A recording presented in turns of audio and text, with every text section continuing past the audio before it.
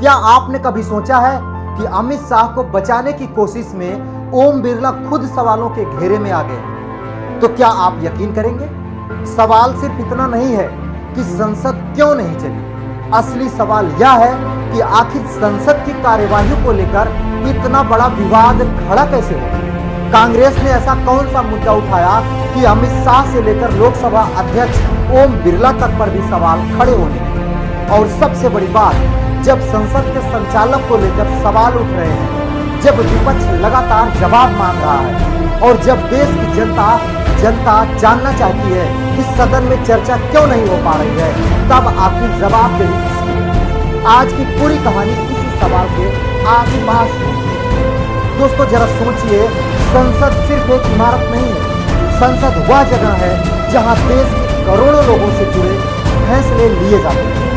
किसान का मुद्दा हो, जवानों का मुद्दा हो, युवाओं की नौकरी हो, परीक्षा में गड़बड़ी हो, महंगाई हो, कानून व्यवस्था या देश की सुरक्षा, इन तमाम सवालों पर चर्चा करने की जिम्मेदारी संसद की होती है। और इस संसद को चलाने में पैसा भी लगता है, और ये पैसा पेड़ से नहीं उगता बल्कि अर्थव्यवस्था से आता है, जिसमें आम जनता का टैक्स और हम सब लोग इसमें पैसा देने वाले होते हैं, जिसमें आम जनता और टैक्स देने वाले लोगों का भी योगदान होता है। इसीलिए जब संसद का बड़ा हिस्सा हंगामे, स्थगन या बिना पर्याप्त चर्चा के निकल जाता है, तो सवाल सिर्फ राजनीतिक नहीं रहता, सवाल जनता के पैसे और लोकतांत्रिक व्यवस्था की कार्यप्रणाली का भी बन जाता है। अब यहाँ से मामला दिलचस्प हो जाता है। मानसून सत्र के दौरान संसद की कार्यवाही को लेकर विपक्ष ने सरकार और लोकसभा अध्यक्ष पर कई गंभीर सवाल उठाए। विपक्ष का आरोप रहा कि सदन में जरूरी मुद्दों पर पर्याप्त चर्चा नहीं हुई और कई महत्वपूर्ण विधेयक कम समय में पारित कर दिए गए। अब आप सोचिए, अगर देश की सबसे बड़ी लोकतांत्रिक संस्था में किसी विधेयक पर चर्चा हो रही हो, तो क्या जनता यह नहीं चाहेगी कि उसके चुने हुए प्रतिनिधि उस पर सवाल पूछें? क्या विपक्ष का सवाल पूछना गलत है? और अगर विपक्ष सवाल पूछ रही है, तो सरकार का काम क्या होना चाहिए? सरकार को जवाब देना चाहिए, क्योंकि संसद में बहुमत सरकार के पास हो सकता है, लेकिन संसद सिर्फ सरकार की नहीं होती, वहां सत्ता पक्ष और विपक्ष दोनों की मिलकर के चलती है। और यही वजह है कि जब संसद की कार्यवाही अपेक्षित तरीके से नहीं चलती, तो सबसे पहला सवाल जवाबदेही का ही उठता है। और इसी बीच लोकसभा अध्यक्ष ओम बिरला की भूमिका पर भी सवाल उठने लगे। लोकसभा अध्यक्ष की जिम्मेदारी सिर्फ सदन की घंटी बजाकर कार्यवाही शुरू और बंद करना नहीं होता है। उनकी सबसे बड़ी जिम्मेदारी यह सुनिश्चित करना होता है कि सदन की कार्यवाही नियमों के अनुसार चले, सांसदों के बोलने का अवसर मिले और सदन में अनुशासन बना रहे। अब यहाँ एक बात समझना बहुत जरूरी है। लोकसभा अध्यक्ष संवैधानिक पद है और अध्यक्ष से निष्पक्ष भूमिका की अपेक्षा की जाती है।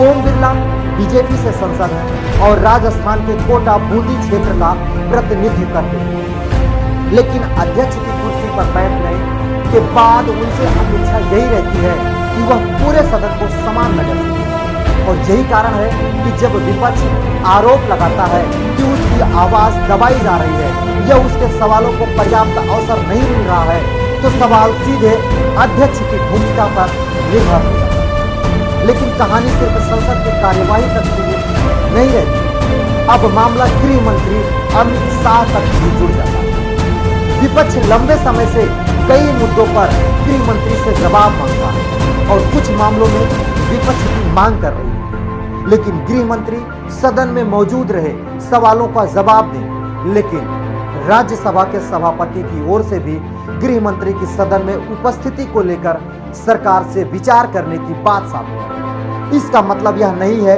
कि किसी संवैधानिक पद किसी मंत्री को दोषी ठहरा दिया गया, लेकिन इससे इतना जरूर समझ आता है कि सदन में मंत्रियों की उपस्थिति और जवाबदेही को लेकर राजनीतिक बहस कितनी गंभीर हो चुकी थी। अब इसी बीच एक और बड़ा विवाद सामने आया। कांग्रेस नेता राहुल गांधी की ओर से कुछ घटनाओं और सरकारी कार्यवाही को लेकर गंभीर आरोप लगाए। उनके बयान को लेकर लोकसभा सचिवालय की ओर से नोटिस दिए जाने की बात सामने आई और उनसे आपने बयान पर जवाब मांगा। यहाँ सवाल यह है कि कि अगर किसी सांसद ने सरकार को किसी मंत्री पर गंभीर आरोप लगाया तो क्या उसे उसको जवाब देने का अवसर मिलना चाहिए? बिल्कुल मिलना चाहिए। लेकिन साथ ही यह भी बुझना जरूरी, सार्वजनिक जीवन में लगाए गए गंभीर आरोपों के पीछे तथ्य और प्रमाण, यही लोकतंत्र का संतुलन है। आरोप लगाने का अधिकार है, लेकिन आरोपों को जवाबदेही।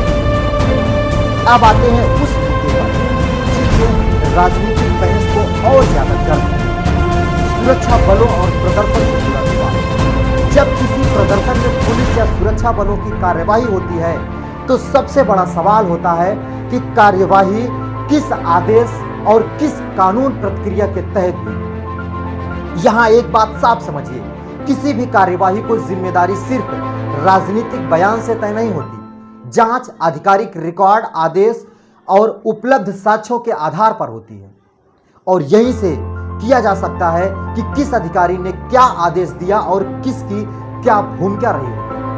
इसीलिए अगर कोई सवाल पूछता है कि कार्यवाही किसके आदेश पर हुई तो उसका जवाब जांच और प्रमाण से आना चाहिए। सिर्फ आरोप से किसी को दोषी नहीं माना जा सकता और यही बात अमित शाह पर लगाए गए आरोपों पर लागू है। और यही जो हमारे ओम बिरला है वो अमित शाह का पक्षपात करते हुए जो संसद की कार्यवाही थी उसको आगे बढ़ा देते हैं बिना उस मुद्दे पर बहस किए। और इसी सवाल के घेरे में आज ओम बिरला के साथ साथ अमित शाह भी खड़े हैं, क्योंकि मामला सुप्रीम कोर्ट तक जा चुका है। अब आगे क्या होने वाला है और आगे क्या होगा? क्या ओम बिरला इस पद से बहिष्कार किए जाएंगे या अमित शाह के ऊपर कोई ठोस कानून या कोई ठोस नियम लागू हो जाएगा? जानते हैं आने वाले अगले वीडियो में। लेकिन ये वीडियो अगर यहाँ तक आपने देखा है तो चैनल को जरूर सब्सक्राइब करिएगा और वीडियो को लाइक कर दीजिए, क्योंकि ऐसे ही तमाम घटनाओं का वीडियो इस चैनल पर मिलता रहता है। मिलता हूं फिर किसी दूसरे वीडियो के साथ किसी दूसरे मुद्दे में, तब तक के लिए दीजिए इजाजत। जय हिंद, जय भारत।